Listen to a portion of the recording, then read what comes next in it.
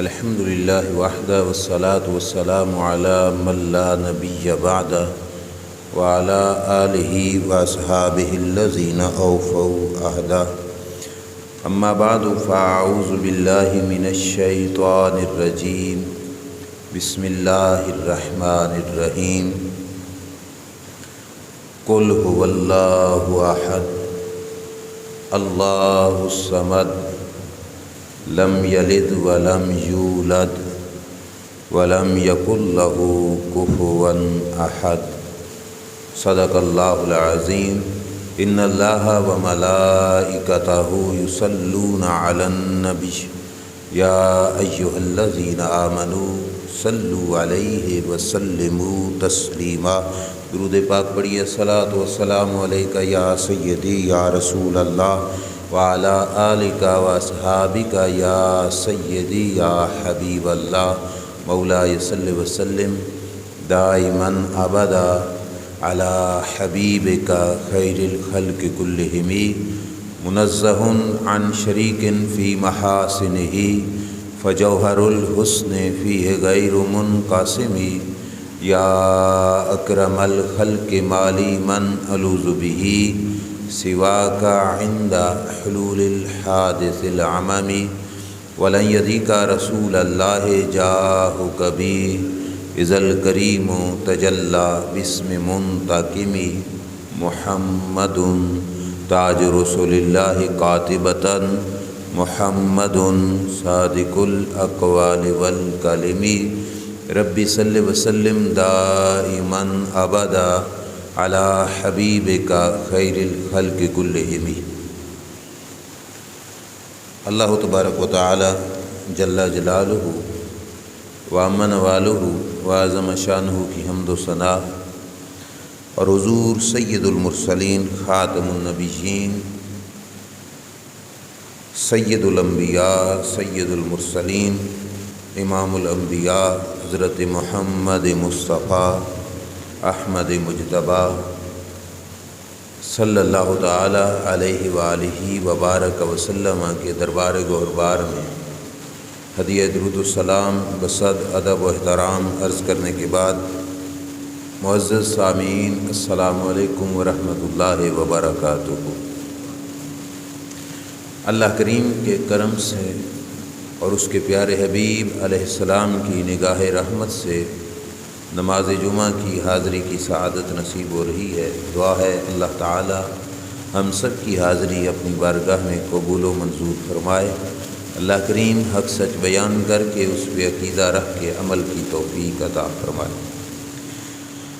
محتشم سامعین، آج کے خطبہ جمعہ شریف کے اندر ایک انتہائی اہم اور ضروری موضوع پر آپ حضرات کے سامنے چند گزارشات عرض کرنی ہیں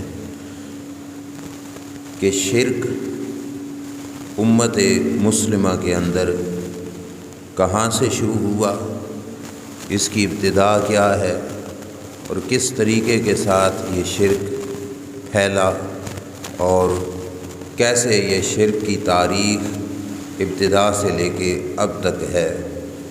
چونکہ ماہ مقدس ذوالقعدہ شریف چل رہا ہے، اس ماہ مقدس میں حضرت ابراہیم علیہ السلام اور اگلے مہینے میں بھی حضرت ابراہیم علیہ السلام کی بارگاہ میں خراج عقیدت پیش کیا جاتا ہے، اور ابراہیم علیہ السلام کا شرک کے توڑ میں بہت بڑا کردار ہے، بہت بڑا حصہ ہے۔ اس واسطے آج ہم نے اسی حوالے سے گفتگو کرنی ہے کہ یہ شرک امت مسلمہ کے اندر کس طریقے کے ساتھ شروع ہوا اور کیسے یہ پھیلا۔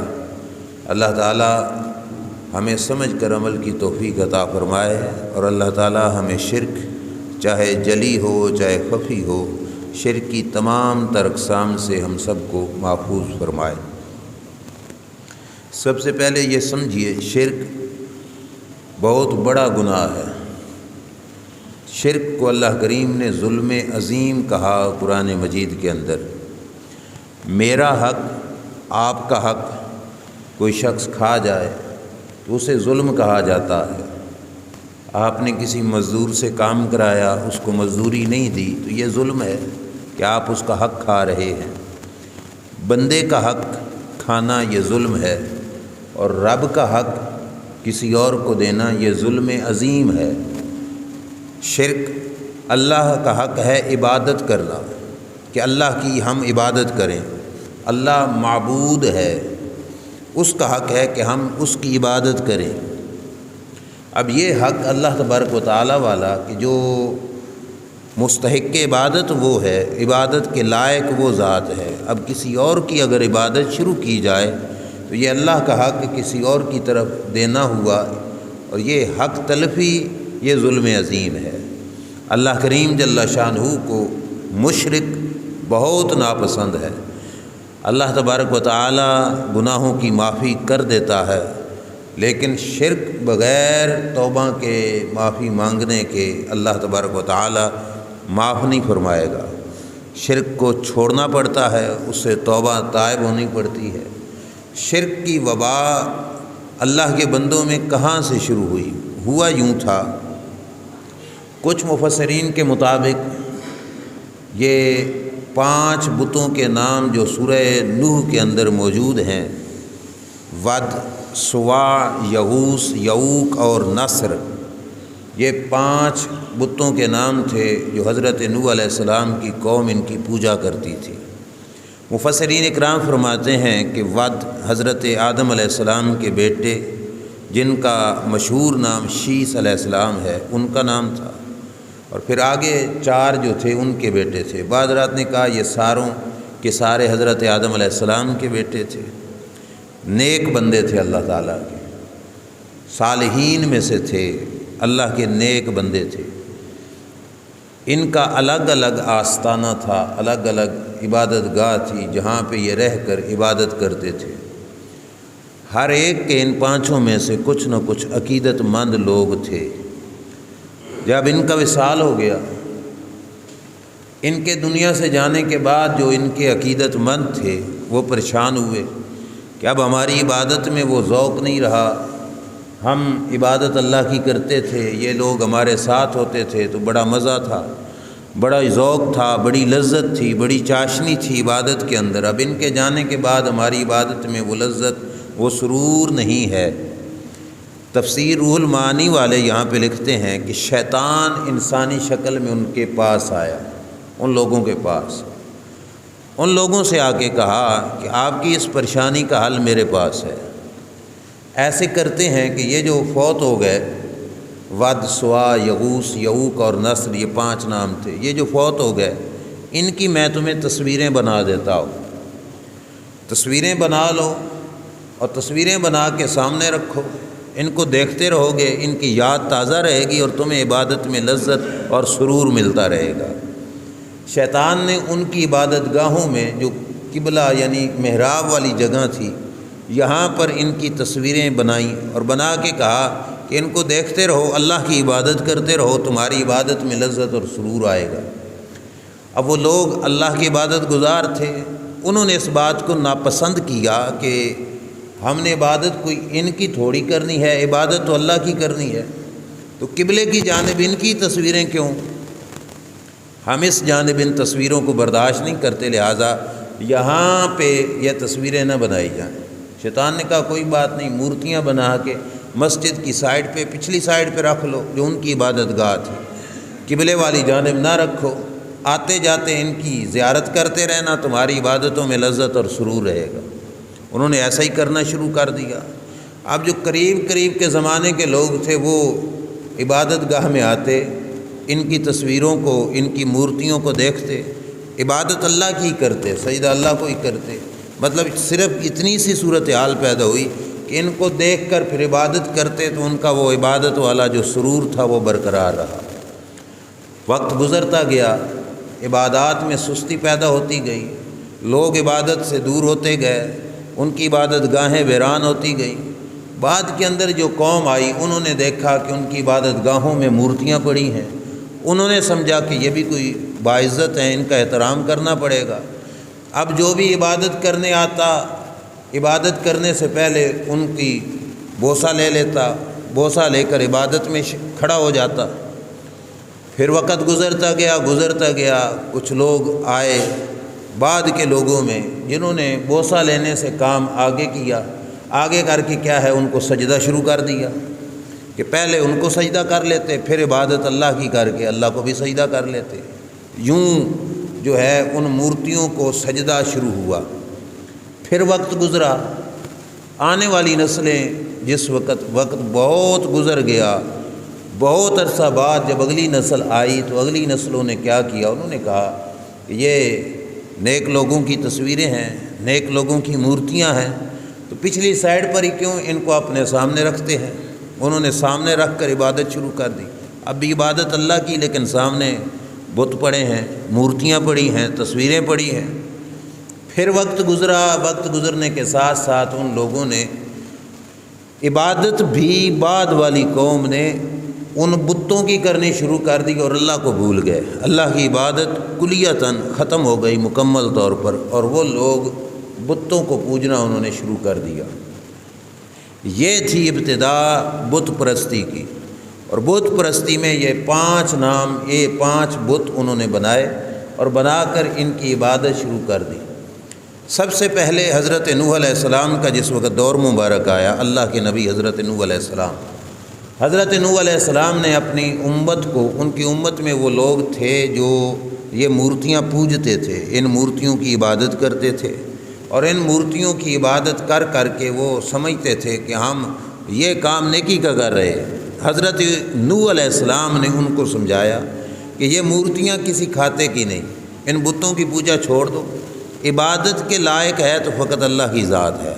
یا قوم اعبدوا اللہ، اے قوم میری اللہ کی عبادت کرو، بس ان کی پوجا پاٹ چھوڑو، ان کو سجدے چھوڑو، ان کی عبادتیں چھوڑو، ان کو اپنی عبادت گاہوں سے نکالو۔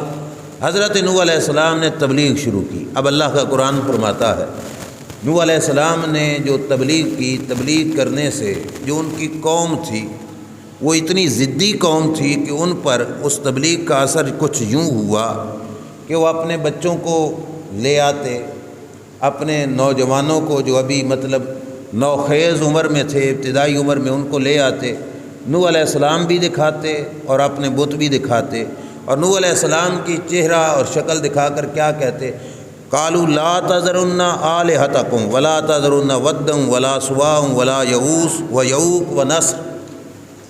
وہ اپنی اولاد کو کہتے بھائی ایس بندے کی بات تم نے نہیں ماننی، معاذ اللہ، نوح علیہ السلام کی۔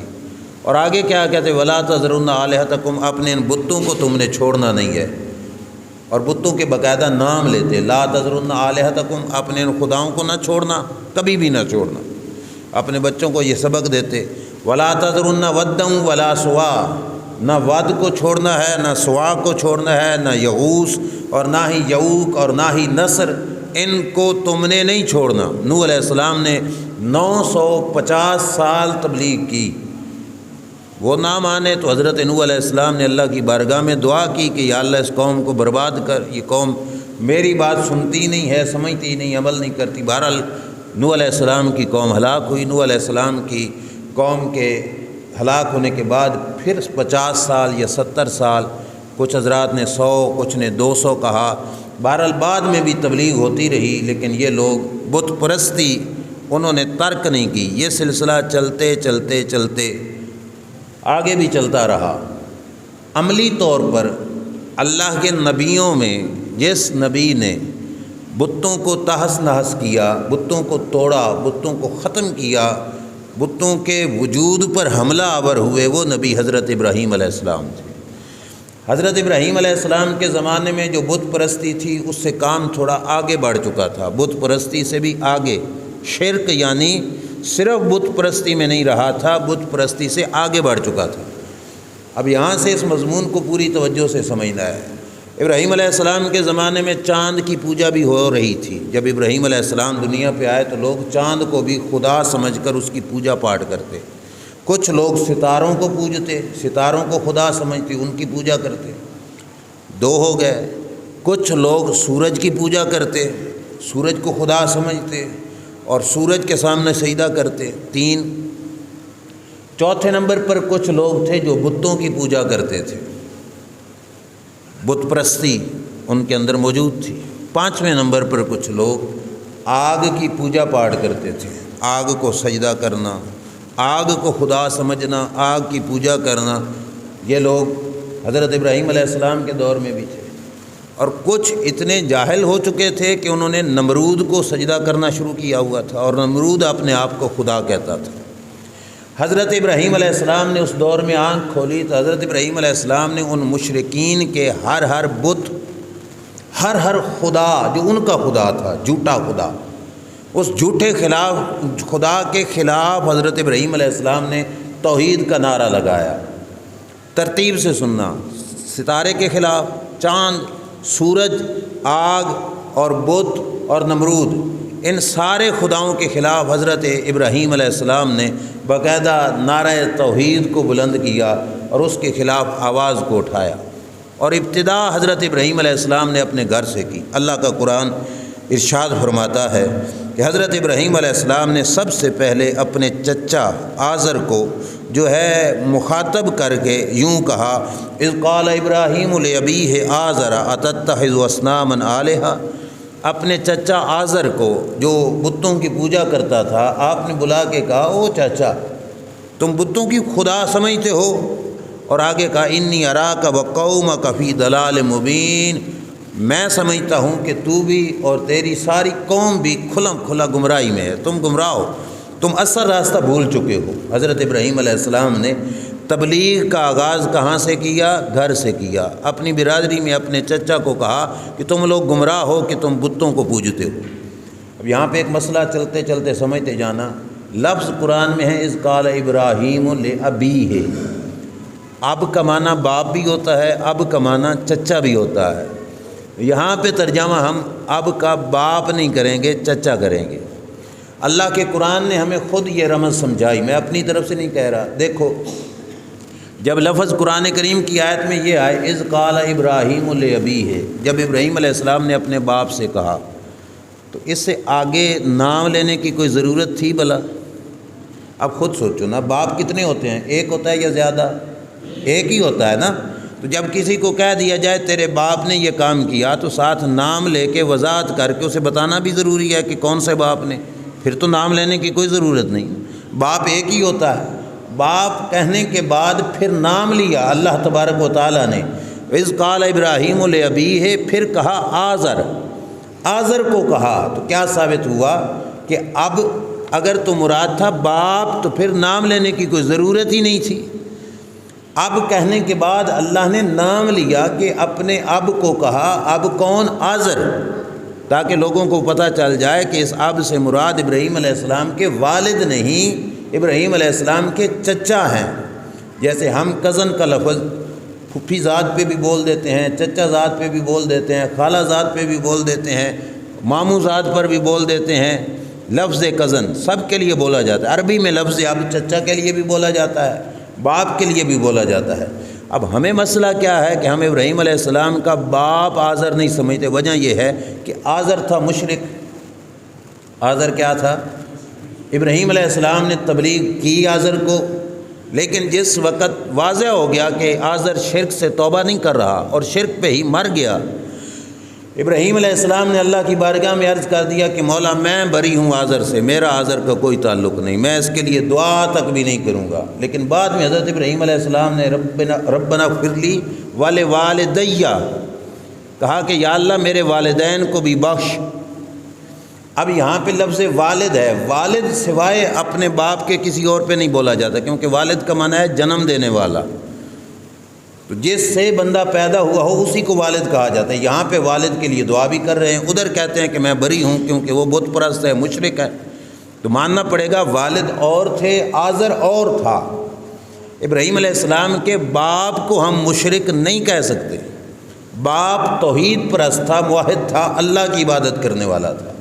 دوسری بات یہ ہے کہ اللہ کریم نے اپنے محبوب صلی اللہ علیہ وسلم کی زبان سے یہ بات کہلوائی کہ میرے محبوب اپنے امتیوں کو فرما دو کہ میرا نور پاک پاک رحموں سے پاک پشتوں سے پاک رحموں میں چلتے چلتے حضرت عبداللہ اور حضرت آمنہ تک آ کے پہنچا۔ کیا مطلب؟ کہ میرے آباء و اجداد میں کوئی کافر، کوئی مشرک نہیں تھا، اللہ کریم نے اپنے محبوب پیارے بندوں کا جو نور ہے اپنے پیارے محبوب علیہ السلام کا، وہ مشرکوں کی پشتوں میں نہیں رکھا، نہ ہی کسی مشرکہ یا بدکار عورت کے رحم میں رکھا، پاک لوگوں میں آیا۔ لہذا ہمارا یہی موقف ہے اہل سنت و جماعت کا۔ ابراہیم علیہ السلام کا باپ مشرک نہیں تھا، ابراہیم علیہ السلام کا چچا جس کا نام تھا آزر وہ شرک کرتا تھا۔ ابراہیم علیہ السلام نے ابتدا وہاں سے کی کہا کہ تم بتوں کی پوجا کرتے ہو، یہ تو گمراہی ہے۔ سب سے پہلے آغاز اپنے چچا سے کیا۔ اب اس کے بعد ستارہ پرستوں کو حضرت ابراہیم علیہ السلام نے سمجھایا کہ جس ستارے کی تم پوجا کرتے ہو وہ خدا نہیں ہے، اور انہوں نے کس رنگ میں سمجھایا، ہمیں بھی طریقہ تبلیغ وہاں سے سمجھنا چاہیے۔ تبلیغ کرتے کرتے کسی پہ ڈائریکٹ ہی چڑھائی کر دینا کہ تو بے ایمان ہے، تو کافر ہے، ایس انداز میں تبلیغ اثر انداز نہیں ہوتی۔ طریقہ کار تبلیغ کا حضرت ابراہیم علیہ السلام نے سمجھایا۔ جس وقت حضرت ابراہیم علیہ السلام نے ستارے کو چمکتے ہوئے دیکھا تو حضرت ابراہیم علیہ السلام بولے، اللہ کے قرآن نے ان کی اس گفتگو کو نقل کیا سورہ انعام کے اندر، فلما جن علیہ اللیل، جس وقت رات چھا گئی، اندھیرا آ گیا، رآ کوکبا، حضرت ابراہیم علیہ السلام نے چمکتا ستارہ دیکھا، قال ھذا ربی، قوم کو مخاطب کر کے کہو یہ میرا رب ہے۔ اب دیکھو نا، وہ جو لفظ بولتے تھے لفظ وہی بولا لیکن انداز سوال والا کر دیا۔ ابراہیم علیہ السلام کہنے لگے کیا یہ میرا رب ہے؟ تم اسے رب مانتے ہو؟ یہ میرا خدا ہے۔ ستارے کے بارے میں کہا۔ فلما آفلا، جس وقت ستارہ ڈوب گیا، ستارہ غروب ہو گیا، ستارہ بے نور ہو گیا، تو حضرت ابراہیم علیہ السلام کہنے لگے لا احب الآفلین، ڈوبنے والا خدا نہیں ہو سکتا، جس کا نور بجھ جائے وہ خدا ہو سکتا نہیں۔ جو چڑھا چمکا، چمکنے کے بعد بے نور ہو گیا، اب غروب ہو گیا، تو اس کا مطلب یہ ہے کہ اس کو چمکانے والا بھی کوئی اور ہے اور اس کو مٹانے والا بھی کوئی اور ہے، جس کی طاقت اس پہ ڈاڑھی ہے، بھاری ہے۔ ہم اس کو خدا سمجھیں گے، ڈوبنے والے کو ہم خدا نہیں سمجھیں۔ ابراہیم علیہ السلام نے اس لفظ کے ساتھ گویا قوم کو تبلیغ بھی کر دی، کیسے پیارے انداز میں کہ ان کو سمجھا دیا کہ او خدا کے بندو، جو ڈوبنے والا ہو اس پر زور کسی اور کا چڑھ رہا ہوتا ہے کہ اگر یہ خدا ہوتا تو ڈوبتا تو نہ، یہ ڈوب گیا تو پتہ چلا کہ اس کی باغ ڈور کسی اور کے دست قدرت میں ہے، جس نے سے چمک دی پھر اس کے نور کو ختم کیا اور بے نور کر دیا۔ ہم اس ذات کو خدا مانتے ہیں جو ستارے کو نور دیتا بھی ہے، ستارے کا نور ختم بھی فرما دیتا۔ کچھ دیر بعد جس وقت چاند طلوع ہوا، اللہ کا قرآن ارشاد فرماتا ہے فلما رأى القمر بازغا، حضرت ابراہیم علیہ السلام نے چاند چمکتے دیکھا، قال ھذا ربی۔ اب یہ اگلا توحید کا کام جو چاند پوجنے والوں کے خلاف تھا، ان مشرکین کے خلاف جو چاند پوجتے تھے، وہ کہا یہ چاند میرا رب ہے، اس کی روشنی اس سے زیادہ ہے ستارے سے، اس کا سائز حجم اس سے زیادہ ہے، تو کیا یہ میرا رب ہے؟ فلما آفلا، جس وقت چاند بھی ڈوب گیا، چاند غروب ہو گیا، چاند بے نور ہو گیا، قال لئن لم یہدنی ربی لأکونن من القوم الضالین۔ اب اگلا پہلو تھوڑا پچھلے لفظوں سے تھوڑا سخت تھا۔ پہلے صرف اتنا کہا کہ میں ڈوبنے والوں کو خدا نہیں مانتا۔ جس وقت چاند ڈوب گیا تو حضرت ابراہیم علیہ السلام کہنے لگے شکر ہے اللہ نے مجھے ہدایت بخشی، اگر رب مجھے ہدایت نہ دیتا تو میں بھی گمراہوں میں سے ہوتا۔ اب اپنے آپ کو گمراہ والا لفظ صرف اس انداز میں کہ آپ اپنی قوم کو گمراہ کہہ رہے ہیں کہ جو چاند کی پوجا کرنے والے ہو، یہ تو ڈوب گیا، بے نور ہو گیا، جو ڈوب جائے بے نور ہو جائے وہ خدا نہیں، اور جو ڈوبنے والے کو خدا سمجھے وہ گمراہ ہے۔ لہٰذا قوم کو اشارتاً فرما دیا کہ تم لوگ گمراہ ہو، اگر رب کی مجھے ہدایت نہ ہوتی تو میں بھی تمہارے ساتھ ہوتا، لیکن رب نے مجھ پہ کرم کیا کہ اللہ نے مجھے یہ علم دیا ہے، مجھے یہ سمجھا دیا ہے کہ جو ڈوبنے والا ہے وہ خدا نہیں ہے۔ دو خداؤں کے خلاف جو مشرکین کے خدا تھے، حضرت ابراہیم علیہ السلام نے توحید کا نعرہ لگایا۔ اب تیسرے نمبر پہ سورج چمک آیا۔ جس وقت سورج چمکا، فلما رأى الشمس بازغا، ابراہیم علیہ السلام نے سورج کو چمکتا دیکھا تو کہا ھذا ربی ھذا اکبر، کہا اوے یہ دوسروں سے بڑا ہے، اس کی چمک بھی دوسروں سے زیادہ ہے، اس کی روشنی دوسروں سے زیادہ ہے، کیا یہ بڑا خدا ہے؟ ان سے کہا کیا یہ تمہارا بڑا خدا ہے؟ لیکن سورج نے بھی کون سا سدا چمکتے رہنا تھا۔ فلما آفلت، جس وقت سورج گیا ڈوب تو ابراہیم علیہ السلام نے فوراً کہا قال یا قوم انی بریء مما تشرکون، فرمایا ہے میری قوم تمہارا میرا کوئی تعلق نہیں، میں تم سے بیزار ہوں، میرا تمہارا کوئی رشتہ نہیں ہے۔ جو سورج کی پوجا کرنے والے ہو، بھلا ڈوبنے والا بھی خدا ہوتا ہے؟ اے تین خداؤں کے خلاف حضرت ابراہیم علیہ السلام نے توحید کا علم بلند فرمایا۔ اب باری آ گئی چوتھے نمبر پر، نمرود بھی خدائی کا دعوے دار تھا۔ حضرت ابراہیم علیہ السلام نے نمرود سے جا کے مباحثہ کیا، یوں کہہ لو مناظرہ کیا، دلائل کے ساتھ اسے سمجھانا چاہا کہ تو خدا نہیں۔ ابراہیم علیہ السلام نمرود کے پاس پہنچے اور نمرود کو جا کے کہا کہ تو خدائی کا دعوے دار ہے۔ اس نے کہا میں خدا ہوں، میرا دعویٰ ہے خدائی کا۔ ابراہیم علیہ السلام نے کہا تو خوراکی کیڑا ہے، خوراکی کیڑا ہے، پانی کا محتاج ہے، پانی نہ پیے تو تیری زندگی نہیں قائم، روٹی کا محتاج ہے کہ کھانا کھاتا ہے، غذا کا محتاج ہے، تو خوراکی کیڑا ہے۔ اب وہ غذا تیرے پیٹ میں گئی، فضلہ بن گیا، پیٹ کے اندر معدے کے اندر وہ خوراک پاخانے کی شکل اختیار کر گئی، اگر وہ خوراک تیرے پیٹ سے نہ نکلے تو برداشت کر سکتا ہے؟ نہیں برداشت کر سکتا، تکلیف شدید ہوگی، عاجز آ جائے گا، موت واقع ہو جائے گی کہ اندر سے جو کھایا ہے وہ باہر ہی نہ نکلے، موت واقع ہو جائے گی تیری۔ تو خوراکی کیڑا ہے، تو کیسے خدائی کا دعوے دار ہے؟ جو شخص اپنا فضلہ نکلنے کے لیے محتاج ہو کہ وہ نکلے تو میں بچوں گا، نہ نکلے تو نہیں بچوں گا، وہ خدا کیسے ہو سکتا ہے؟ ابراہیم علیہ السلام نے اس رنگ میں نمرود کو سمجھایا کہ تو خدا نہیں۔ نمرود نے کہا اچھا میں خدا نہیں تو بتا پھر تیرا خدا کون ہے؟ تیرا خدا کون ہے؟ پہچان کرا، کوئی تعریف کر، کوئی اس کی نشانی بتا، کوئی اس کی شان بتا کہ جو تیرا خدا ہے میرے اندر سے تو نے عیب نکال دیا۔ اللہ کے نبی حضرت ابراہیم علیہ السلام نے فرمایا رب یلذی یحیی و یمیت، فرمایا میرے خدا کی پہچان کرنی ہے تو یوں سمجھ کہ میرا رب وہ ہے جو زندہ بھی فرماتا ہے اور موت بھی عطا فرماتا ہے۔ میرا رب زندگی بھی دیتا ہے، میرا رب موت بھی عطا فرماتا ہے۔ اب نمرود تھا بے عقل، بے سمجھ، بے شعور شخص، فوراً کہنے لگا آنا احیی و امید، یہ کام تو میں بھی کر سکتا ہوں، لہٰذا میں بھی خدا ہوں، میں بھی زندہ کر سکتا ہوں، میں بھی مار سکتا ہوں۔ جیل خانے میں آرڈر بھجوایا، جو بری ہونے والا ملزم تھا جس کو بری کیا جانا تھا کہا اس کو پھانسی لگا دو، اور جس کا پھانسی کے آرڈر آ چکے تھے اسے کہا اسے چھوڑ دو، کہا دیکھو مرنے والے کو زندگی میں نے دے دی اور زندہ والے کو موت میں نے دے دی۔ اب تھی بہت بڑی نادانی بے وقوفی نمرود کی کہ یہ زندگی تو نے نہیں دی، یہ تو زندہ پہلے کا ہی تھا۔ سمجھ آ رہی ہے نا؟ زندہ تو پہلے کا ہی تھا، اگر زندہ نہیں تھا تو قید میں کون تھا؟ پکڑ کے کس کو لے آئے تھے جیل خانے کے اندر؟ زندہ نہیں تھا تو یہ تو زندگی تو نے نہیں دی ہے، زندگی تو اللہ کی طرف سے ہے، اس کا وجود پہلے کا ہی تھا، اللہ نے اسے زندگی دی ہے، تو نے تو زندگی نہیں دی، مارا تو نے تو نہیں ہے، زندگی رب کی دی ہوئی تھی، رب نے اس کی زندگی کو کیا کر دیا؟ ختم کر دیا۔ ظاہری طور پر ہاتھ تیرے میں تھا، تو نے پھانسی پہ لٹکایا، موت پیدا تو نے نہیں کی، زندگی پیدا تو نے نہیں کی، اللہ نے ان کے اندر زندگی اور موت کو پیدا کیا ہے۔ مگر یہ بات نمرود کیسے سمجھتا؟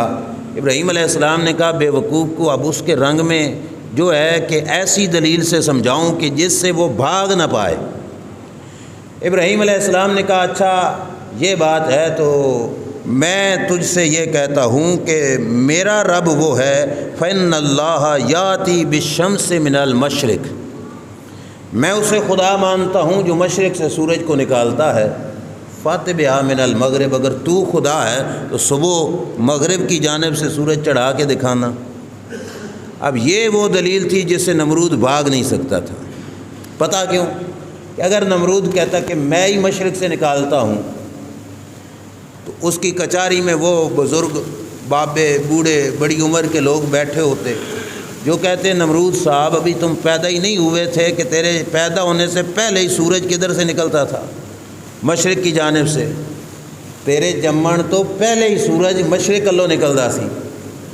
اب کیا جواب دیتا کہ میں مشرق سے نکالتا تھا، تو پیدا ہی نہیں ہوا تھا۔ تو اب اگر یہ کہتا کہ ٹھیک ہے میں نہیں نکالتا تو صبح اس کو نکالنا پڑتا مغرب کی جانب سے، نمرود کیسے چڑھاتا مغرب کی جانب سے سورج؟ فبوہت الذی کفر۔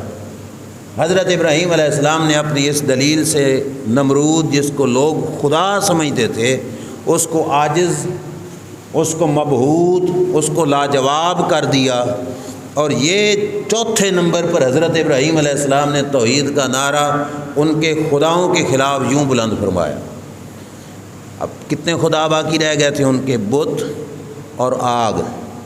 بتوں کو بھی پوجتے تھے اور آگ کی بھی پوجا وہ قوم کرتی تھی۔ ابراہیم علیہ السلام نے بتوں کو بھی بے جان، بے اثر، ککھ نہ کر سکنے والا یہ بھی ثابت کیا، اور آگ کو بھی جو ہے بے اثر ثابت کیا۔ اور وہاں اس وقت حضرت ابراہیم علیہ السلام نے توحید کا نعرہ بلند فرمایا۔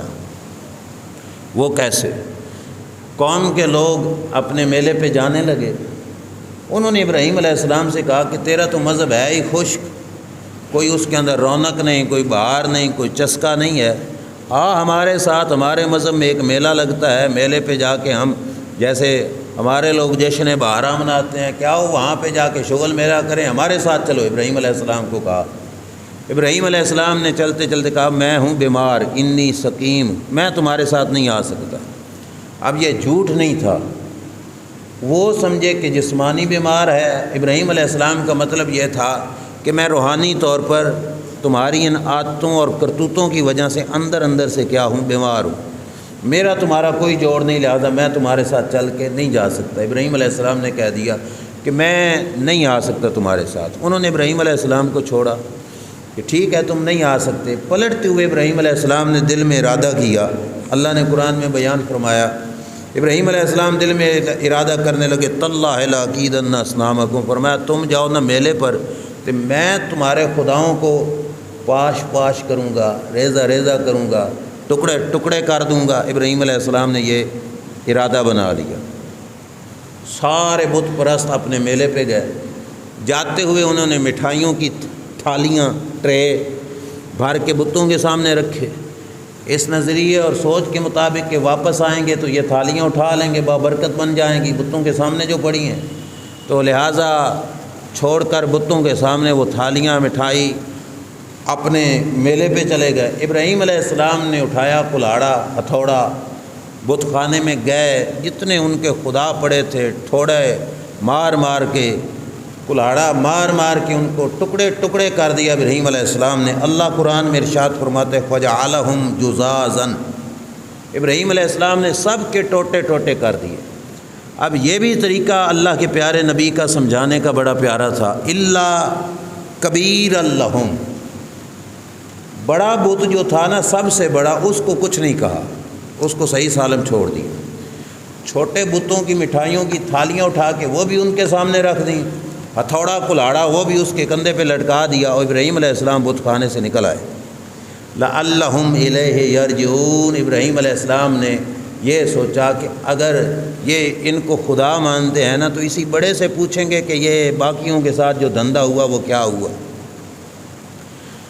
قالوا من فعل ھذا بآلہتنا، پلٹ کے گئے بت خانوں میں، دیکھا کہ ان کے خدا چور چور ہو چکے ہیں، سارے خدا ٹوٹے ٹوٹے ہوئے پڑے ہیں، پریشان ہو گئے کہ ہم جن کو سجدہ کرتے تھے ان کے تو ٹوٹے ٹوٹے، یہ بے ادبی توہین کس نے کر دی؟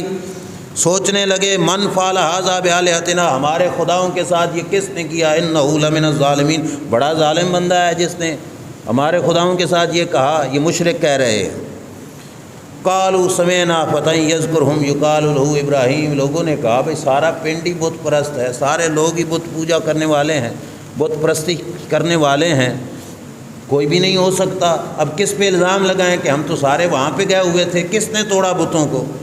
قوم کے کچھ لوگوں نے کہا فتى یذکرہم، ہم نے ایک جوان کی زبان سے سنا ہے جو بتوں کے خلاف تقریریں کرتا ہے، بتوں کے خلاف گفتگو کرتا ہے، بتوں کے خلاف نعرہ لگاتا ہے، یقال لہو ابراہیم، جس کا نام ہے ابراہیم، اس کا کام ہوگا کہ اس نے بت توڑے۔ اب اللہ تعالیٰ قرآن میں اس واقعہ کو بیان کرتے ہوئے کہتا ہے قالوا فاتوا بہ علی اعین الناس، نمرود اور بت پرست پارٹی نے کہا پکڑ کے لے آؤ ابراہیم کو لوگوں کے سامنے، لعلہم یشہدون، شاید کہ کوئی گواہی دیں گے، کہ کسی نے آتا جاتا دیکھا ہوگا، کسی نے بت خانے میں انٹر ہوتے دیکھا ہوگا، کسی نے نکلتے دیکھا ہوگا، لوگ گواہی دیں گے، بتائیں گے کہ واقعی یہی بندہ ہے یہ سارا کچھ کرنے والا، لے آؤ ابراہیم علیہ السلام۔ پکڑ کے لے آئے حضرت ابراہیم علیہ السلام کو، پکڑ کے کہنے لگے انت فعلت ھذا بآلہتنا یا ابراہیم، او ابراہیم تو نے ہمارے خداؤں کے ساتھ یہ کیا ہے؟ حضرت ابراہیم علیہ السلام نے کہا بل فعلہ کبیرہم ھذا فاسألوہم ان کانوا ینطقون، فرمایا دیکھو یہ جو بڑا بت کھڑا ہے یہ صحیح سالم ہے، اسلحہ بھی اس کے پاس کھڑا ہے، مٹھائی کے سارے تھال اس کے پاس کھڑے ہیں، اسی سے پوچھو اس نے کیا ہوگا، ہو سکتا ہے اس کو اپنی بڑائی چڑھی ہو کہ میں بڑا ہوں سب سے، یہ چھوٹے ہیں، یہ ان کو بھی سجدے ہوتے ہیں، تو اس نے غصے میں آ کر باقی ساروں کو توڑ پھوڑ دیا ہو، بلاؤ نا اسے، اس سے پوچھو کہ اس نے ایسا کیوں کیا۔ آپ کو بھی پتہ ہے کہ اصول یہی ہے کہ جس سے اسلحہ برآمد ہو جائے قاتل ہونے کا خیال اسی کی طرف جاتا ہے، چوری کا مال جس کے گھر سے برآمد ہو جائے لوگ چور اسی کو سمجھتے ہیں، وہ لاکھ کہتا رہے کہ میں چور نہیں، یا اس کو کہا جاتا ہے بھائی تو آپ چور، یا پھر بتا کہ چور کون ہے جو تیرے گھر میں یہ مال رکھ کے گیا ہے۔ ایسا ہی ہے کہ نہیں؟ اسلحہ جس سے برآمد ہو جائے کہا جاتا ہے یا قاتل تو ہے یا کسی نے اسلحہ تجھے پکڑایا، بتا وہ کون تھا۔ دو ہی چانس تھے نا، تو یا تو پھر بت توڑنے والا تمہارا یہ بڑا بت ہے جس نے توڑا ہے، یا پھر اس سے پوچھو کہ کون ہے جس نے یہ اسلحہ ہتھوڑا کلاڑا اس کے کندھے پہ رکھا، یہ سارا کچھ کیا، اس سے پوچھو نا، یہ بولتا ہے تو یہ بتائے، پوچھو اس سے۔ اب ابراہیم علیہ السلام کے سمجھانے کا ڈھنگ کتنا پیارا ہے، انداز کتنا پیارا ہے، ڈائریکٹ فرماتے تو شاید ان کو سمجھ نہ آتی، لیکن جن کی قسمت میں ہدایت نہ ہو ان کو سمجھ تو اس طریقے سے نہیں آئی، لیکن ہمیں طریقہ بتا کے گئے کہ سمجھانا ہو تو اس رنگ میں سمجھایا جاتا ہے۔ ابراہیم علیہ السلام نے کہا پوچھو اس سے، فراجعوا الی انفسہم، سر جھکا کے بیٹھ گئے، کچھ سوچنے لگے، آپس میں ان کو سمجھ تو لگ گئی کہ ہے تو بات غلط، یہ کیسے بولے گا، یہ تو بول سکتا ہی نہیں ہے، یہ کیسے جو ہے مارے گا دوسرے بتوں کو، یہ تو ہل جل نہیں سکتے، تو آپس میں سوچو بچار کرنے لگے۔ ثم نکسوا علی رؤوسہم، پھر سر جھکا کے حضرت ابراہیم علیہ السلام کے سامنے آئے اور کہا لقد علمت ما ہؤلاء ینطقون، تجھے پتہ ہے یہ تو بول ہی نہیں سکتا، تجھے پتہ ہے یہ تو بول ہی نہیں سکتا، اب اس سے ہم کیسے پوچھیں کہ بتوں کو کس نے توڑا۔ اب حضرت ابراہیم علیہ السلام نے جو ہے ان کو سمجھانے کے لیے کہا قال اف لکم ولما تعبدون من دون اللہ، فرمایا پھر تف ہے تم پر بھی اور تف ہے تمہارے سارے خداؤں پر بھی، تمہاری عقل پہ بھی تھو اور تمہارے سارے خداؤں پہ بھی تھو۔ کیوں؟ کہ تمہاری عقل یہ ہے کہ جو بول نہیں سکتا اسے تم خدا سمجھتے ہو، اسے سمجھتے ہو کہ یہ کائنات کا نظام وہ چلا رہا ہے، بارشیں وہ برسا رہا ہے، یہ دن کے اجالے رات کے اندھیرے وہ کر رہا ہے، یہ نظام کائنات ان کے پاس مانتے ہو جن کے پاس بولنے کی بھی طاقت نہیں۔ ابراہیم علیہ السلام نے کہا اوف لکم، تم پہ بھی اوف ہے، تف ہے، تھو ہے تم پر بھی، وَلِمَا تَعْبُدُونَ مِن دُونِ اللَّهِ، تمہارے خداؤں پر بھی تف ہے۔ افلا تاکلون، تمہیں کوئی سمجھ ہے، کوئی شعور ہے، کوئی عقل رکھتے ہو، یہ کیا کام کر رہے ہو تم؟ یہ تھا نعرہ توحید حضرت ابراہیم علیہ السلام کا۔ اب آپ تھوڑا سا جو میں مقصد یہاں پہ بیان کرنے لگا ہوں، ابراہیم علیہ السلام کا اگلا جملہ سن کے ذرا تھوڑا جھانکنا اپنے گریبانوں میں۔ ابراہیم علیہ السلام نے ان سب کے سامنے کہا افتعبدون من دون اللہ ما لا ينفعکم شیئا ولا یضرکم، فرمایا رب کے سوا تم ان کو پوجتے ہو جو کخ برابر تمہارے نفع کے مالک نہیں، ذرہ برابر بھی تمہارے نقصان کے مالک نہیں، نہ یہ نفع دے سکتے ہیں نہ تمہارا کوئی نقصان کر سکتے ہیں، تم ان کی پوجا کرتے ہو۔ افسوس تم پر بھی، تمہارے خداؤں پر بھی، تم تو بے عقل لوگ ہو۔ یہ کون کہہ رہے ہیں؟ حضرت، بس جو بات میں آپ کو سمجھانا چاہتا ہوں وہ یہ ہے کہ ابراہیم علیہ السلام کے ساتھ توحید کا نعرہ لگانے والے کتنے لوگ تھے؟ کلا ابراہیم، اکیلے بالکل ابراہیم علیہ السلام، پورا علاقہ، پوری سلطنت، کوئی نمرود کی پجاری، کوئی بتوں کی پجاری، کوئی آگ کی پوجا کرنے والے، کوئی سورج اور چاند کو پوجنے والے، ساری پارٹی ایک طرف، اکیلے ابراہیم علیہ السلام ایک طرف۔ ابراہیم علیہ السلام کو کوئی ڈر محسوس نہیں ہوا کہ یہ میرا کیا کر لیں گے، مجھے نقصان پہنچائیں گے، بلکہ انہوں نے دھمکیاں بھی دی ہوئی تھیں۔ سمجھتے تھے کہ ہمارے خداؤں کے خلاف چلنے والا، ہمارے خدا ان سے بدلہ لیتے ہیں، ہمارے خدا ان کو یہ کر دیں گے، وہ کر دیں گے، دھمکیاں بھی دی ہوئی تھیں۔ مگر حضرت ابراہیم علیہ السلام کو کوئی ڈر محسوس نہ ہوا، نہ پورے علاقے کے لوگوں کا کوئی خوف محسوس ہوا کہ یہ میرا کچھ نہ کچھ بگاڑ سکیں گے۔ آخر وجہ کیا تھی؟ یہ بات دل میں بٹھانا، اللہ کی توحید، اس پر ایمان میں اتنی طاقت ہوتی ہے، یہ اکیلا بندہ پورے جہان کے سامنے ڈٹ کے بھی کھڑا ہو سکتا ہے۔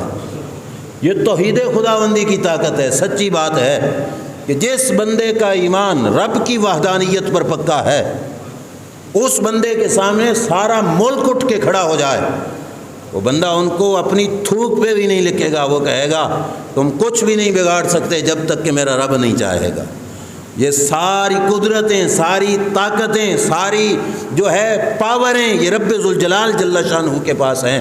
تمہارے قبضہ و قدرت میں کخ برابر بھی اختیار نہیں ہے۔ حضرت امام غزالی رحمۃ اللہ تعالی علیہ فرماتے ہیں، بندہ مومن کو چاہیے ساری کائنات کو یوں سمجھے جیسے لکھنے والے کے ہاتھ میں قلم ہوتا ہے۔ قلم اپنی مرضی سے نہیں لکھتا، قلم جس کے ہاتھ میں ہوتا ہے وہ جدھر چاہے قلم کو پھیر دے۔ توحید یہ ہے کہ کائنات کی ساری چیزیں اللہ کی قدرت کے سامنے جو ہے اللہ کی دست قدرت کے اندر بند ہیں۔ رب جیسا چاہتا ہے، جس کو جیسا چاہتا ہے ویسا ہی فرما دیتا ہے۔ میں نے پچھلے جمعہ پہ کہا تھا، لوگ یہاں پہ تقسیم کرتے ہیں ہماری توحید جو ہمیں ہمارے بزرگوں نے پڑھائی۔ کچھ لوگ کہتے ہیں نہیں بھی، کچھ چیزیں ہوتی ہیں ما تحت الاسباب، کچھ ہوتی ہیں ما فوق الاسباب۔ ما تحت الاسباب مدد غیر اللہ سے مانگنا جائز ہے، ما فوق الاسباب مدد مانگنا جائز نہیں ہے۔ توجہ سے سمجھنا، بات آسانی سے سمجھ آئے گی۔ ما تحت الاسباب ہم کہتے ہیں حکیموں سے دوائی لینے چلے جاتے ہو، کوئی چور ڈکیٹ آ جائے تو کیس کرنے کے لیے پولیس کے پاس بھاگ کے چلے جاتے ہو، اللہ والوں کے پاس جانے لگیں تو تم کہتے ہو یہ شرک ہے، تو وہ کہتے ہیں وہ ہے ما تحت الاسباب، اسباب کے نیچے مدد ہو تو وہ غیر سے لی جا سکتی ہے، فوق الاسباب ہو تو وہ غیر سے مدد نہیں لی جا سکتی۔ کیوں کہ جو اسباب سے بالا تر معاملہ ہو وہ اللہ کی قدرت میں ہے، اور جو اسباب کے ماتحت ہو اس کے سامنے سبب کے پاس جا کے مدد مانگنا جائز ہے۔ ہمارا ایمان، ہمارا عقیدہ سننا، میں اہل سنت و جماعت، اہل سنت سنی حنفی بریلوی کی طرف سے ایک ادنا سا ناقص علم والا یہ بات بیان کر رہا ہوں، ہم نہ سبب کے اندر ذاتی طاقت مانتے ہیں، نہ سبب سے بڑھ کر جو چیز ہوتی ہے اس میں ذاتی طاقت مانتے ہیں۔ یہ کیا ہوا؟ فوق الاسباب قدرت اللہ کی چلے، تحت الاسباب طاقتیں سبب کی چلے؟ نہیں، کوئی بھی سبب جو عقل کے تحت آتا ہے وہ ہو، چاہے عقل سے اوپر کا سبب ہو، کوئی بھی سبب ہو، ذاتی طور پہ اثر کر سکتا جب تک اس میں رب کی قدرت نہ آئے، رب کی اجازت نہ آئے۔ چاہے ماتحت سبب ہو، عمل کرتا ہے تو اللہ کی قدرت سے ہے، چاہے سبب سے ما فوق ہو وہ بھی عمل کرتا ہے تو اللہ کی قدرت سے۔ میں آپ کو ما تحت الاسباب فوق الاسباب کی مثال سمجھاؤں۔ آپ نے نلکا لگایا، بور کیا، بور کر کے پانی تک آپ نے نال ڈالی، اس کے اندر جو ہے پمپ لگایا، اوپر موٹر پمپ لگایا یا ہاتھ والا پمپ لگایا، پانی نکل رہا ہے، یہ سبب ہے، ما تحت سبب ہے، وہاں سے پانی نکلا، کوئی حیرانگی والی بات ہے؟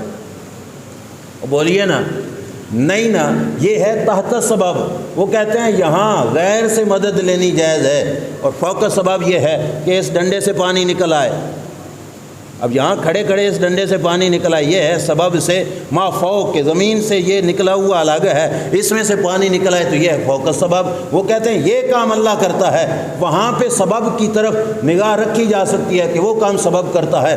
اہل سنت و جماعت کہتے ہیں نلکے سے پانی نکلا وہ بھی رب کی قدرت سے نکلا، اور اس ڈنڈے سے پانی نکلے گا تو وہ بھی رب کی قدرت سے نکلے گا۔ نہ یہاں پر اس کی ذاتی طاقت ہے، نہ وہاں پہ نلکے کی ذاتی طاقت ہے، ہم ہر جگہ پر قدرت رب ذوالجلال کی مانتے ہیں۔ کسی مقام پر بھی کسی بھی شے کو، کائنات کی کسی بھی شے کو ذاتی طور پر مؤثر نہیں سمجھتے جب تک کہ رب ذوالجلال کی ذات اثر انداز نہ ہو جائے۔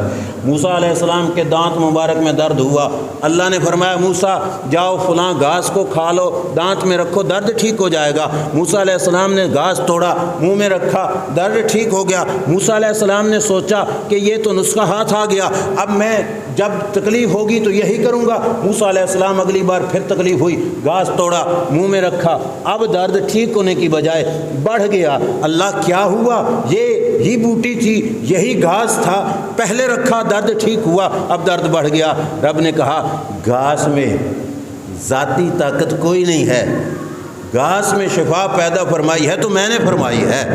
پہلے میں نے حکم دیا تھا گھاس کو کہ شفا دے تو گھاس نے شفا دی تھی، اب گھاس وہی ہے۔ سائنسی نقطۂ نظر سے اس کے اندر کے جو جراثیم ہیں وہ وہی ہیں، لیکن اب شفا کی بجائے تکلیف بڑھا رہا ہے۔ کیوں؟ اللہ نے اجازت نہیں دی ہے۔ پتہ چلا ڈسپرین کی گولی ہو یا پیناڈول ہو یا جتنی بھی خوراکیں ہیں، ان کے اندر ذاتی طور پہ اثر کخ نہیں ہے جب تک کہ رب نہ چاہے۔ سمجھ آ رہی ہے نا؟ یہ جتنی چیزیں ہیں طاقت کس کی ہے؟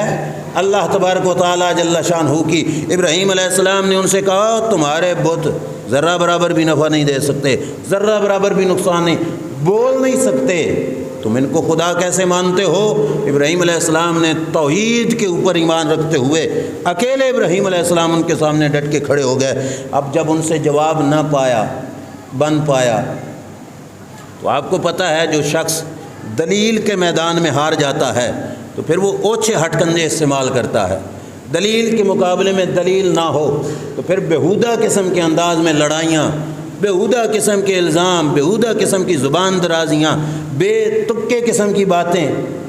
جب ان سے جواب نہ بن پایا تو انہوں نے کیا کہا؟ قالوا حرقوہ وانصروا آلہتکم، اور ساری قوم کو جمع کر کے کہو اپنے خداؤں کی کرو مدد، ابراہیم کو جلاؤ تاکہ اسے پتہ چل جائے کہ اس نے ہمارے خداؤں کے ساتھ یہ کیوں کیا۔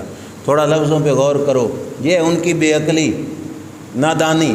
وانصروا آلہتکم، اپنے خداؤں کی مدد کرو، جو خدا تمہارے مدد کے محتاج ہیں وہ خدا کیسے؟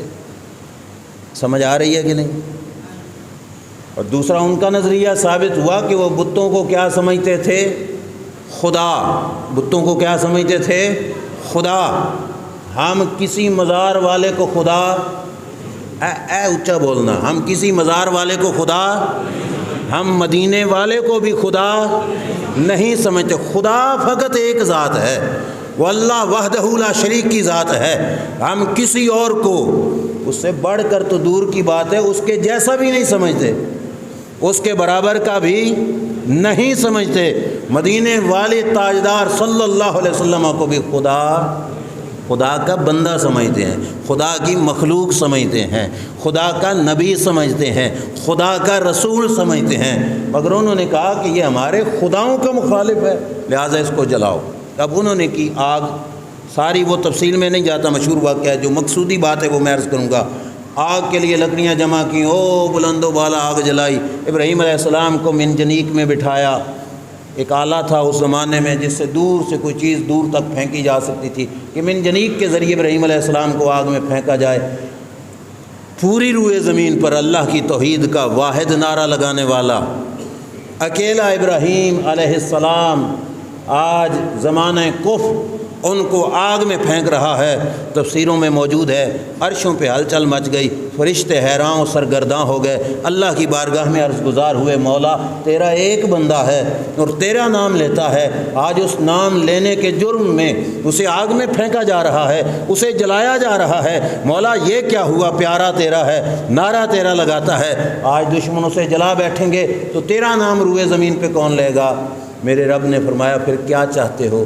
انہوں نے کہا ہم چاہتے ہیں کہ ہم ابراہیم علیہ السلام کی مدد کریں، ابراہیم علیہ السلام کی خدمت کریں اور تیرے اس بندے کو جلنے نہ دیں۔ فرمایا جاؤ جو کر سکتے ہو کرو۔ اللہ نے اجازت دے دی کہ جاؤ جو کر سکتے ہو کرو۔ ہواؤں والا فرشتہ ابراہیم علیہ السلام کی بارگاہ میں آیا۔ ابراہیم علیہ السلام بیٹھے ہیں منجنیق میں، بڑے غور سے سننا، منجنیق میں بیٹھے ہیں، ہوا کا فرشتہ آ کے کہتا ہے ابراہیم مجھے اجازت دو، میں تیز آندھی نہ چلا دوں، یہ جتنی آگ جل رہی ہے یہ ساری نمرودیوں کے گھر کی طرف چلی جائے، نمرود کا اپنا گھر، نمرود کے پوجنے والوں کا اپنا گھر جل جائے، تیرا نقصان نہ ہو، یہ ساری آگ ادھر کو چلی جائے، مجھے اجازت ہے۔ ابراہیم علیہ السلام نے فرمایا نہ بھائی، تجھے اجازت نہیں کہ تم ہوا کے ذریعے آگ کو بجھا۔ دوسرا فرشتہ آیا جو پانی پر جو ہے معاملہ بارش والا اللہ نے اس کے سپرد کیا ہوا تھا، بارش برسانے والا۔ ابراہیم میں فوراً بادل لے آتا ہوں، یہاں پہ چھما چھم بارش برستی ہے، آگ ککھ نہیں رہے گی، چنگاری نہیں رہے گی، آگ بجھ جائے گی، تو بچ جائے گا ابراہیم، کیا اجازت ہے کہ میں بارش برساؤں؟ ابراہیم علیہ السلام نے فرمایا نہیں، تمہیں بارش برسانے کی کوئی اجازت نہیں ہے، آج ان کو کر لینے دو جو کچھ کرتے ہیں۔ زمین والا فرشتہ آیا کہ زمین کو اللہ نے میری طاقت میں دیا ہے، میں جتنی جگہ پہ انہوں نے آگ جلائی نیچے سے زمین کو کھول دیتا ہوں، ساری آگ زمین میں چلی جائے گی، اوپر سے بند کر دوں گا، ککھ آگ نہیں رہے گی، ابراہیم بچ جاؤ گے، کیا اجازت ہے میں ایسا کروں؟ ابراہیم علیہ السلام نے فرمایا نہیں، تم بھی ایسا نہ کرو۔ جب سب کو ابراہیم علیہ السلام نے جواب دے دیا، عرشوں سے فرشتوں کا رسول حضرت جبریل امین علیہ السلام بولے کہ حل لک حاجۃ الی ربک، اے ابراہیم کیا کوئی عرضی کرنی ہو رب کی بارگاہ میں تم مجھ سے بتاؤ، مجھے بتاؤ کہ میں تمہارا پیغام اوپر پہنچاتا ہوں، کیا رب سے کچھ کہنا چاہتے ہو اس موقع پر؟ تو حضرت ابراہیم علیہ السلام نے فرمایا اما الیک فلا، فرمایا جبریل آج مجھے تیری بھی ضرورت نہیں ہے، چپ ہو جاؤ۔ حضرت جبریل امین علیہ السلام نے پھر مشورہ دیا، کہا جبریل علیہ السلام نے کہا ابراہیم اللہ کی بارگاہ میں دعا ہی کر دو۔ توجہ ہے، لاسٹ پوائنٹ، ابراہیم اللہ کی بارگاہ میں دعا ہی کر دو نا، کہ اللہ سے دعا کرو کہ اے اللہ مجھے اس مصیبت سے بچا لے۔ ابراہیم علیہ السلام نے کہا علم ہو بحالی حسبی ان سوالی، فرمایا دیکھ نہیں رہا کہ ابراہیم کس حال میں ہے؟ اللہ کو پتہ نہیں کہ میں کس حال میں ہوں، مجھے مانگنے کی ضرورت کیا؟ جس حال میں رکھی اس پہ راضی ہوں، میں نہیں مانگوں گا اس سے، وہ خود جانتا ہے کہ میں نے ابراہیم کے ساتھ کیا کرنا ہے، میں نہیں مانگتا، میں دعا بھی نہیں کرتا۔ اب ابراہیم علیہ السلام نے سب کو لاجواب کر کے اللہ کی توحید پہ ایمان رکھتے ہوئے تیار بیٹھے ہیں کہ جو رب نے کرنا چاہا۔ اب یہ تھی توحید کہ ابراہیم علیہ السلام جانتے تھے کہ اتنی بڑی آگ جس کے شعلے آسمانوں تک جا رہے ہیں، پرندوں نے راہیں چینج کر لی ہیں، یہ آگ میرا بال بھی اس وقت تک نہیں جلا سکتی جب تک رب کی اجازت نہیں ہوگی، جب تک رب نہیں چاہے گا، یہ آگ میرا ککھ بھی نہیں بگاڑ سکتی۔ سب کو سائڈ پہ کر دیا۔ ابراہیم علیہ السلام نے یہاں پہ مسئلے کی وضاحت اور اپنے ذہن کی کھڑکیاں کھول کے سننا۔ کچھ لوگ سمجھتے ہیں فرشتوں سے مدد لینا شرک تھا، اس واسطے ابراہیم علیہ السلام نے مدد نہیں لی، جبریل سے مدد لینا شرک تھا، اس واسطے ابراہیم علیہ السلام نے مدد نہیں لی، اور بڑا ڈنکے کی چوٹ پہ اس مہینے میں بیٹھ کر یا اگلے مہینے میں بیٹھ کر یہ واقعہ بیان کر کے کہتے ہیں دیکھو ابراہیم خلیل اللہ کے توحید پرست ہیں، نہ فرشتوں سے مدد لے رہے ہیں نہ ہی جبریل سے مدد لے رہے ہیں، تم غوث سے مدد لیتے ہو، بابا فرید سے مدد لیتے ہو، خواجہ اجمیری سے مدد مانگتے ہو، یہ تم کیوں کرتے ہو؟ دیکھو ابراہیم علیہ السلام کی توحید یہ تھی۔ میں پوری ذمہ داری سے عرض کر رہا ہوں، کسی کو شک ہو تو پھر بھی بات کر لے، جتنا ٹائم میں وضاحت کر سکا وہ انشاءاللہ میں کروں گا، باقی اگلے جمعے پوری ذمہ داری سے کہہ رہا ہوں۔ ابراہیم علیہ السلام نے اگر فرشتوں سے مدد نہیں لی تو اس کی وجہ یہ نہیں تھی کہ مدد لینا شرک تھا، یہ وجہ نہیں تھی کہ مدد لینا، بولیے مدد لینا، یہ وجہ نہیں تھی، بالکل یہ وجہ نہیں تھی، مت ڈالنا عوام کو مغالطے میں اور غلطی میں، یہ وجہ نہیں تھی کہ ابراہیم علیہ السلام اگر فرشتے سے مدد لیتے تو شرک ہو جاتا، نہیں، وجہ یہ تھی کہ یہ تھا مقام امتحان، یہ تھا مقام امتحان۔ اور آپ کو پتہ ہے امتحان کے کمرے میں آپ کا لاڈلا شہزادہ بیٹھا ہو، گھر میں آپ نے اکیڈمیاں بے شک پڑھائی ہوں، بڑے بڑے ٹیچروں سے اس کی مدد کی ہو، لیکن کمرہ امتحان میں اگر آپ پرچی پہ سوال کا جواب لکھ کے بھیجو تو وہ مدد نہیں کہلائے گی، وہ بوٹی کہلائے گی، اس پہ کیس ہو جائے گا، کمرہ امتحان سے نکال دیا جائے گا۔ ابراہیم علیہ السلام بیٹھے تھے کمرہ امتحان میں، اب یہ تھا معاملہ امتحان کا، اور امتحان میں رب یہ دکھانا چاہتا تھا۔ اب بات اصل پہ آ گئی کہ وہ پوجتے تھے آگ کو، کس کو؟ پہلے ابراہیم علیہ السلام نے دکھایا کہ تمہارے بت کخ نہیں کر سکتے، کیوں کہ دیکھو میں نے ان کو ٹوٹے ٹوٹے کیے، کخ کر سکے، تمہیں بتا سکے۔ اب ابراہیم علیہ السلام نے دکھانا تھا اور جو تمہارا خدا ہے نا آگ، یہ بھی کچھ کر سکتی نہیں، اگر آگ بجھ جاتی پانی سے تو کہتے جے آگ جلدی ہوندی تو ابراہیم علیہ السلام نو معاذ اللہ اینج کر دیندی، یہ تو بارش آ گئی نا کہ بجھ گئی۔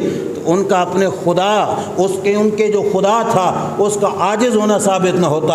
اگر آگ ہوا میں اڑ جاتی، ابراہیم علیہ السلام بچ جاتے، تو ان کو کیسے پتہ چلتا کہ یہ خدا نہیں ہے آگ، کہ آگ کچھ کر سکتی نہیں ہے تو یہ خدا نہیں ہے، وہ تو آگ بجھ جاتی، ابراہیم علیہ السلام بچ جاتے۔ رب چاہتا تھا کہ ان کو دکھاؤ جلتی ہوئی بھڑکتی ہوئی شعلوں والی آگ میں جائے گا میرا ابراہیم، مگر آگ میرے ابراہیم کا بال بھی نہیں جلا سکے گی، تاکہ زمانے والوں کو پتہ چل جائے کہ آگ خدا نہیں ہے، آگ سے اوپر ایک ذات ہے جس نے آگ کو پابند کیا ہوا ہے کہ کب جلانا ہے کب نہیں جلانا۔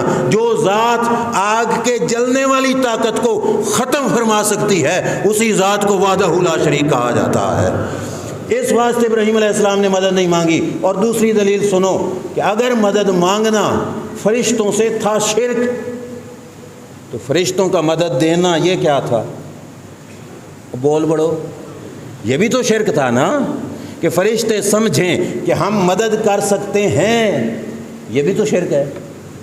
تو اگر ابراہیم علیہ السلام نے مدد نہیں لی، وہ تو شرک سے گئے بچ، تو جڑے سارے فرشتے آئے سن وہ کس کھاتے میں ڈالو گے؟ کیا وہ شرک کر رہے تھے؟ قطعاً نہیں۔ پتہ چلا مدد کرنا شرک نہیں۔ اب سنو، ابراہیم علیہ السلام نے مدد نہیں لی، وہ تو بچ گیا شرک سے۔ کہ بدر کے میدان میں نبیوں کے تاجدار نے فرشتوں سے مدد لی کہ نہیں؟ بولیے۔ اللہ قرآن میں فرماتا ہے وَلَقَدْ نَصَرَكُمُ اللَّهُ بِبَدْرٍ وَأَنْتُمْ أَذِلَّةٌ، اے محبوب بدر کے میدان میں ہم نے 3000 یا 5000 فرشتہ بھیج کر مدد کی تمہاری۔ بولو مدد کی رب نے کہ نہیں؟ اللہ کے نبی حضرت محمد مصطفیٰ صلی اللہ علیہ وسلم جن کے دم قدم سے آج تک روئے زمین پر توحید آباد ہے، انہوں نے فرشتوں سے مدد لی کہ نہیں؟ اگر مدد لینا فرشتوں سے شرک تھا تو سرکار نے کیوں مدد لی؟ اب آخری روایت اور ٹائم کی کلوزنگ میں اس بات کو سمیٹتا ہوں۔ اس وقت ابراہیم علیہ السلام نے فرشتوں کی بات کو کیا رد کہ نہیں لینی مدد، اور ایک دن آئے گا جو اللہ کا نویکلا دن ہے، خالصتاً جس میں رب کی توحید چمکے گی۔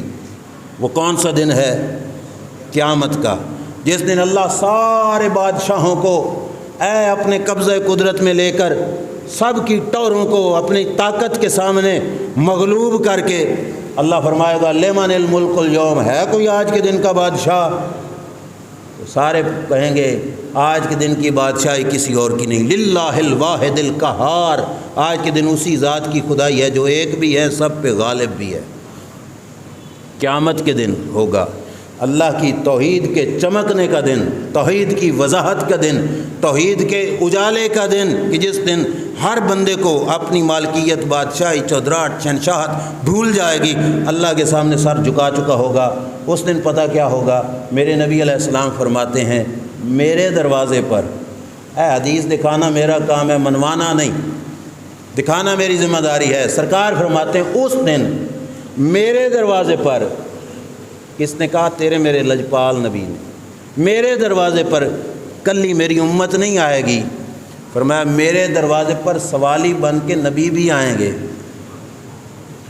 اور اس حدیث میں سرکار نے خاص کر کے نام لیا حضرت ابراہیم علیہ السلام کا، فرمایا میرے دروازے پر سوالی بن کے ابراہیم خلیل اللہ بھی آئیں گے۔